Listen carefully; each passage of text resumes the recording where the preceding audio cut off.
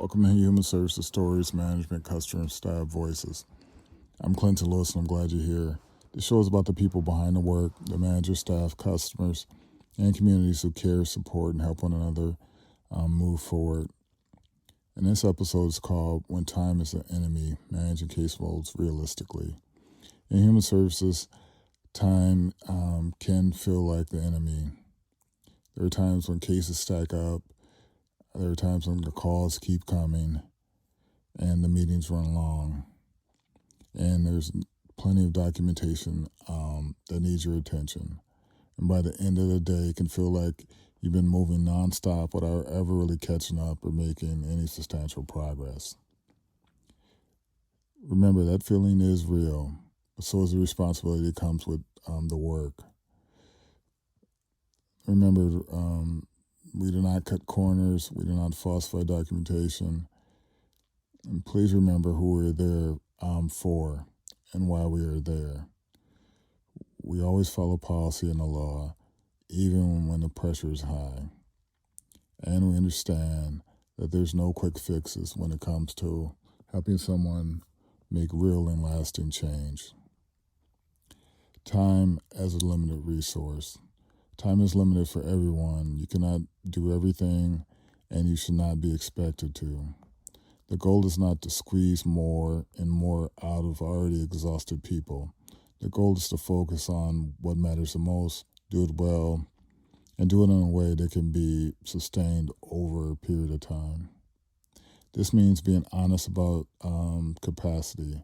It means knowing that every task may not get finished today, and it means making thoughtful decisions instead of reacting to every demand with the same level of urgency. When everything feels urgent, nothing gets the care it truly deserves. Real caseload management starts with clarity. What is immediate, what is important, and what can wait without harming a person or the process. Let's look at some practical priorities. There are a few practical ways to protect your time and energy. You can set clear priorities for the day. Start with the tasks that affect safety, compliance, deadlines, and direct client support.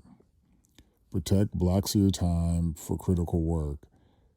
If documentation, case reviews, or follow-up requires focus, give it a real block on the calendar instead of trying to fit it in between interruptions.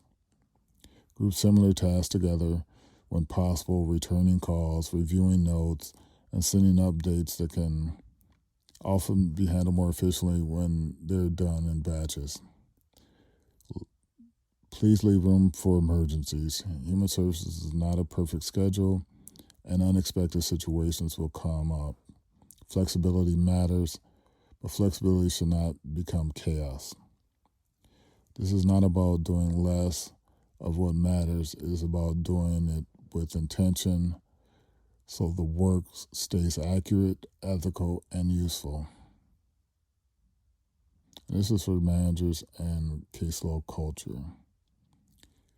Managers play a major role in whether a team feels supported or buried. As a manager, you should check caseloads on a regular basis, not just when someone is already overwhelmed. Look at whether the workload is realistic, whether timelines are workable, and whether certain staff are carrying too much or too long. You must ensure that caseloads are balanced across the staff. Also adjust when possible, reassigning cases, shift deadlines when appropriate, and make sure the staff know they can speak honestly about the capacity without being punished for it. It's important for you to encourage realistic expectations. A healthy team is not one that pretends everything is fine. A healthy team is one that tells the truth, works within policy, and keeps the focus on the quality of service and their customers. A healthy caseload protects children, family, and workers. When people are stretched beyond reason, the quality of care suffers. When the workload is more balanced, staff can think clearly, document accurately, and respond with more patience and skill, and their voice has more clarity. Here's a coaching moment for this episode. Before you start your day, ask yourself 3 questions. 1, what is the one task that will make the biggest difference today? What can I wait for or be delegated? Where can I protect 10 to 15 minutes of focused time without distraction? Then say to yourself, time is limited, so I will focus on what matters the most. That kind of discipline helps you stay grounded, and it helps you avoid busy work. It helps you keep your standards even when a day gets crowded and long. In closing, the work is demanding and the pressure is real, but we still have to do the work the right way. There are no shortcuts, no false documentation, no pretending that the rushing is the same as helping. Remember who you are there for and why you are there. Always follow policy and the law. Be honest about the time. Be honest about limits and your commitment to meaningful change. Until next time, take care of your work, take care of your team, and take care of yourself. Remember, you got this.